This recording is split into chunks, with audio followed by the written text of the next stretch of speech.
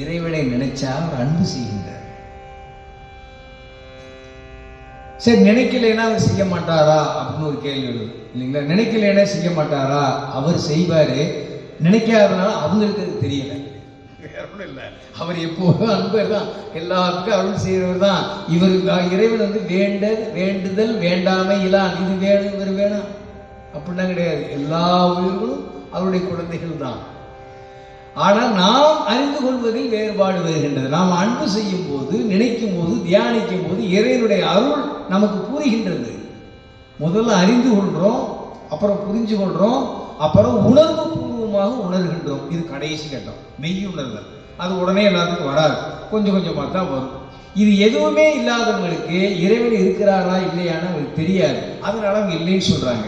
அவங்க இல்லைன்னு சொல்றதுனால அதை நம்ம தவறுன்னு சொல்ல வேண்டியதில்லை. ஏன்னா அவங்களுக்கு அந்த உணர்வு வரப்பெறவில்லை.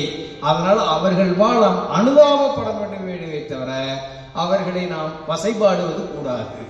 அவங்களுக்கு தெரியலேன்றதுக்காக நம்ம ஐயோ அவங்களுக்கு நமக்கு பெருமாள் நமக்கு அந்த உணர்வு கொடுத்துருக்கிறாரு, அவங்களுக்கு கொடுக்கல, சரி ஏதோ ஜென்மத்தில் கொடுப்பாரு அப்படின்னு அவங்க பால் நாம ஒரு பிரார்த்தனை மேற்கொள்ள வேண்டுமே தவிர அவங்களை வசைபாடக்கூடாது. அவ்வளவு.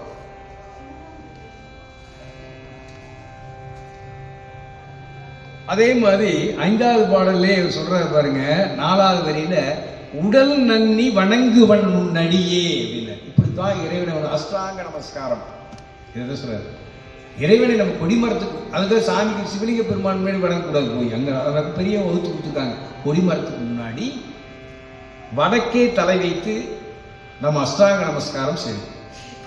அதாவது உடம்பிலுடைய 8 உறுப்புகள், அதை நான் ஏற்கனவே சொல்லியிருக்கேன். இந்த இதில் கூட போடுவாங்க, நீங்கள் முன்னாடி ஏற்கனவே போட்டது நீங்கள் எடுத்து பார்த்துக்கலாம். 8 உறுப்புகள் நிலத்தில் அழுந்தி தோயும் வண்ணம் வணங்கணும். அந்த 8 உறுப்பு ரொம்ப முக்கியம். 8 உறுப்புகளும் உடம்புல ஒன்றும் இல்லை, நீங்கள் அப்படியே நீங்கள் சாஷ்டாங்கமாக விழுந்தேன்னு வைங்க, அந்த 8 உறுப்பு நிலத்துல படிச்சிடும். இது வந்து ஆண்கள் மட்டும்தான் செய்யணும், பெண்கள் அப்படி பண்ணக்கூடாது.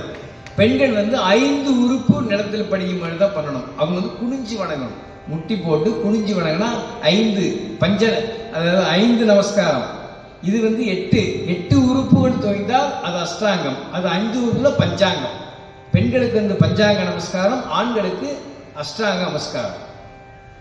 அப்ப நம்ம கேட்கலாம், ஏயா பெண்களுக்கு 3 குறைச்சிட்டாங்க அப்படின்னா, பெண்களுடைய அந்த தனம் என்று சொல்லக்கூடிய பகுதி மிகவும் புனித வாய்ந்தது. குழந்தைகளுக்கு பால் ஊட்டுது, அது நிலத்தில் தோயக்கூடாது, புனிதமானது.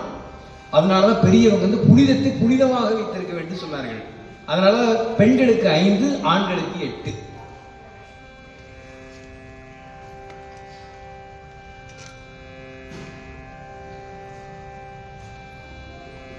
யாரெல்லாம் 7வது பாட்டுல சொல்றாரு, எதிர்கொள் மொழியால் இறந்து ஏத்தும் அவர்க்கு அதிரும் வினையாயன ஆசருமே அப்படின்னாரு. இது அருமையான நமக்கு சாமி ஒரு வழிகாட்டுறார். நீங்க போய் இறைவன் சன்னிதானத்துக்கு முன்பு அவருடைய முன் நின்று பரவல் மனம் வாக்கு காயத்தால், மனம் இறைவனையே நினைக்க, வாக்கு இறைவனையே பாட, கரங்கள் இறைவனையே வணங்க, இப்படி முக்கரண வழிபாடு செய்து அவருக்கு முன்பு நின்று முக்கரண வழிபாட்டால் அருமையான இந்த தேவார பதிகத்தை யாரெல்லாம் இந்த பதிகம் இல்லை, எந்த பாட்டு வேணாலும் துதிப்பாடுவது, எந்த அருள்பாடல்களை யாரெல்லாம் நின்று துதிக்கின்ற அடியார்களுக்கு என்ன சொல்றாருன்னா, அருமையா சொல்றாரு. நமக்கு எத்தனையோ ஜென்மாக்கள்ல எத்தனையோ தோஷங்கள் குற்றங்கள் புரிகிறார்கள். அதனால வினை வந்து அவர்களை தாக்குகின்றன. அந்த வினை தாக்கும் போது நமக்கு ஒரு நடுக்கம் வரும்.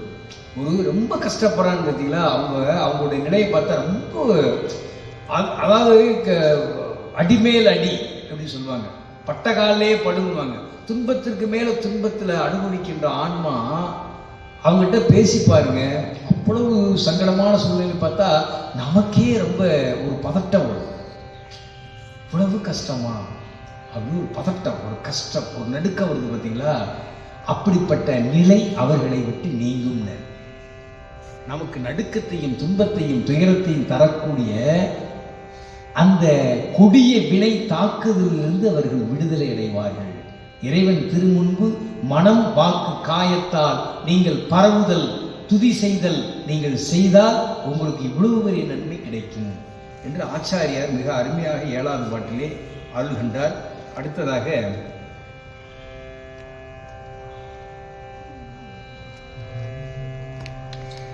நிறைவிலே திருக்கடைக்காப்பிலே வழிபாடு என்பது இறை வழிபாடு என்றது பல இருக்குதுங்க. நம்ம சொன்னோம் 16 வகை இருக்கு.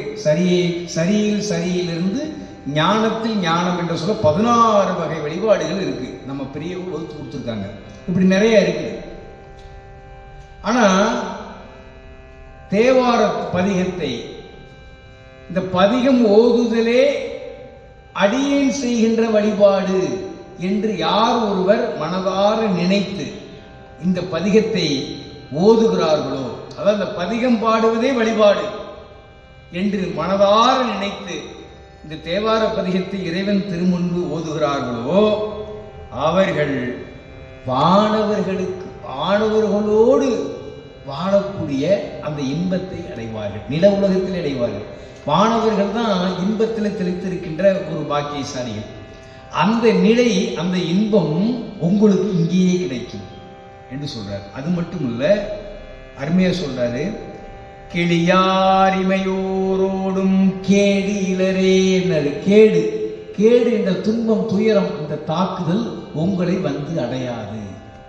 அதனால் என்ன, இன்பமாக வாழ்வீர்கள், துன்பம் என்பது உங்களை தாக்காது என்று மிக எளிமையாக சொன்னார்.